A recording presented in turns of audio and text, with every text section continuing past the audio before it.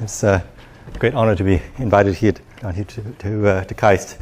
It's my second time here in Korea, but first time I was only in Seoul, so it's really nice to see the rest of the country. Okay, so I'll be talking about a problem in combinatorics, the Erdős discrepancy problem that I worked on a few years ago and actually managed to solve. And the solution ended up being rather interesting, I thought. It is a problem in combinatorics, but to solve the problem we needed to introduce ideas from number theory, from probability, even information theory. So it was, in many ways, I find the solution a bit more interesting than the problem, actually, to some ways. Oops. That was not what I wanted to do.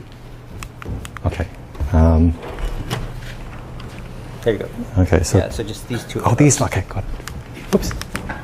Okay, so the Erdős discrepancy problem was one of the big open problems in discrepancy theory. So discrepancy theory is the study of how balanced you can make sequences of various types. So the simplest type of discrepancy theory concerns discrepancy of sign patterns. So for me, a sign pattern is just a sequence of signs plus or minus 1. Okay, so here's a sign pattern, plus 1, minus 1, minus 1, plus 1, plus 1. Okay, so a sign pattern, if you like, is just a function from the natural numbers, 1, 2, 3, 4, 5, to the signs, minus 1, plus 1. Okay, so of course there are lots and lots of sign patterns, and most of them look kind of random.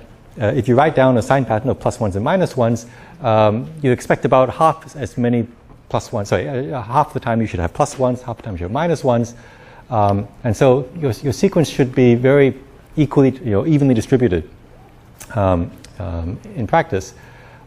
So more precisely what that would mean is that if you form sums, like for example, if you sum the first n elements of this sign pattern, like for example you take the first 7 elements of a sequence and you sum them up, you get 3 plus 1s and 4 minus 1s, so you get a fairly small number, you get minus 1.